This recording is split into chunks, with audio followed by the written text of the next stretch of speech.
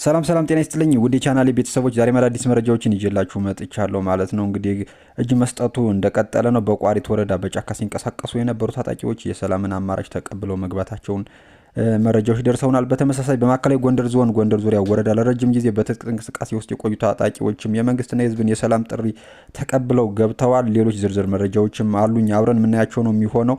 አብራችን ቆዩ። ወደ ዝርዝር መረጃው ስናልፍ እንግዲህ ኦፕሬሽኑ እንደቀጠለ ነው። ዛሬም በሰሜን ሸዋ ዞን ቀወት ወረዳ በራሳ ቀጠና ያለው ኦፕሬሽን ተጠናክሮ ቀጥሏል ማለት ነው። በኮሬ በረት ቀበሌ ህገወጥ በታጣቂ ኃይሎች በየመንደሩ ከዝኖ ያስቀመጣቸው ንብረቶች በፍተሻ ተገኝተው ገቢ መደረጋቸው ተሰምቷል። ከነዚህ መካከልም ጤፍ 200 ኩንታል፣ በርበሬ 13 ኩንታል፣ ማሽላ 27 ኩንታል፣ ዱቄት 20 ኩንታል፣ ማሹ 15 ኩንታል፣ የቢራ ካሳ 40 ሰሊጥ 6 ኩንታል እንዲሁም ባቄላ ከክ 6 ኩንታል መያዙንና ገቢ መደረጉን ነው መረጃዎች የሚጠቁሙት። እንግዲህ በማዕከላዊ ጎንደር ዞን በአካባቢው ራሱን አፋድ ብሎ የሚጠራውና በደረጃ በላይ የሚመራው ቡድን የሻለቃ አዛዥ የሆነው አለሙ ጉዳደው በዞኑ ጎንደር ዙሪያ ወረዳ ለምባ ቀበሌ ሲንቀሳቀስ የነበረውን ቡድን በመምራት ነው የሰላም ጥሪውን እየተቀበሉት። ወደ ሰላማዊ ህይወት የተመለሱ ታጣቂዎችን በሰጡት አስተያየት ባለፉት ዓመታት በህዝብ ላይ በደረሰው ጉዳት መጸጸታቸውንና መቆጨታቸውን ገልጸዋል። አያይዘውም የመንግስትን የሰላም አማራጭ በመቀበል ትክክለኛ ውሳኔ መሆኑን በመጥቀስ በቀጣይ ከመንግስትና ከህዝብ ጎን በመቆም ሌሎች በጫካ የሚገኙ ታጣቂዎችን ወደ ሰላም እንዲመጡ ለማመቻቸት ዝግጁ መሆናቸውንም አረጋግጠዋል። ሰሞኑን በተከታታይ በርካታ ወጣቶችና ታጣቂዎች ትጥቅ በመፍታት ወደ ሰላም እየገቡ ሲሆን የመንግስት እያደረገ ያለው የሰላም ጥሪም ለዚህ አወንታዊ ለውጥ ምክንያት መሆኑን ዘገባው አመላክቷል።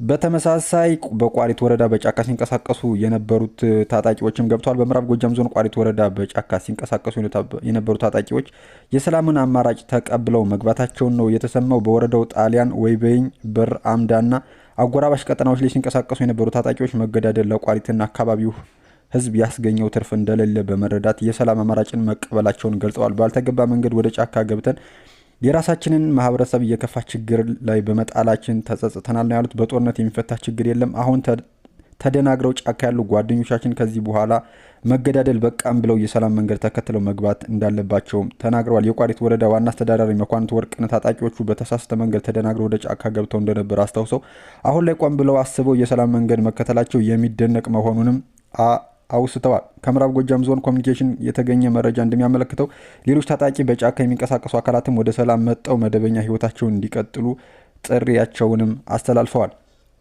በሌላ መረጃ የጠላት ቡድን እንደለመደው ተሽሎክልኮ የወገን ጦር ለማጥቃት አሲሮ ቢመጣም የጥምር ጦሩ ጠንካራ ክንድ ባለመቋቋም ሞትና ቁስለኛ መሆኑ ተሰምቷል። ሸዋ ሞጃና ወደራ ማለት ነው። ኮማንድ ፖስቱ ነው የገለጸው። ጣርማ ብረት ታዳጊ ከተማ በተወሰደው የተቀናጀ ልዩ ኦፕሬሽን ድል መመዝገቡ ተሰምቷል። ጥምር ጦር በወሰደው የማጥቃት ስልክ በርካታ ጽንፈኛው እስከ ወዲያኛው ተሸኝቷል ማለት ነው። በረበረው አውደ ውጊያም መሳሪያና ተተኳሽ የተማረከ ሲሆን እስከ ወዲያኛው የተሸኙ 5 የተማረከ 2 ብሬን፣ 1 ስናይፐር፣ 2 ክላሽ እና መሰል ጥይቶችንም ገቢ ማድረጋቸውን ነው መረጃው የሚጠቁመው ማለት ነው። በተመሳሳይ ለሰላም ፈቃደኛ ባልሆኑ ጽንፈኛ እርምጃ መወሰዱን የ6ኛ ዕዝ መብረቅ ክፍለ ጦርም አስታውቋል። በሀገር መከላከያ ሰራዊት የ6ኛ ዕዝ መብረቅ ክፍለ ጦር በተሰማራበት ቀጠና በጽንፈኛ ቡድኑ ላይ አስፈላጊውን እርምጃ መውሰዱን አስታውቋል። የሰው ኃይልን ጨምሮ መሳሪያና ተተኳሽ በቁጥጥር ስር ማዋሉን የክፍለ ጦሩ አዛዥ ኮሎኔል መስፍን ታደሰ ናቸው የገለጹ ማለት ነው። ክፍለ ጦሩ ለሰላም ፈቃደኛ ባልሆኑ የጽንፈኛ ቡድን ላይ ሰላም እስኪረጋገጥ ድረስ እርምጃ መውሰዱን የገለጹት ኮሎኔል መስፍን ታደሰ እነዚህ ለህዝብ ሰላምና እድገት ጸር የሆኑ ቡድኖች አሁንም ወደ ሰላም እንዲመጡ በሩ ክፍት መሆኑን ተናግረዋል። በተመሳሳይ በዋግምራ አስተዳደር ዞን ተሰማርቶ ግዳጁን እየተወጣ የሚገኙ የሰሜን ምስራቅ ዕዝ መተማ ክፍለ ጦር በጋዝቢል ወረዳ ጽንፈኛ ቡድን ዘርፎ ሲገለገልባቸው የቆዩ 2 ተሽከርካሪዎችን ማስመለስ መቻሉን የክፍለ ጦሩ አዛዥ ሌተናል ኮሎኔል ጎሹ ዘገየ ናቸው የተናገሩት።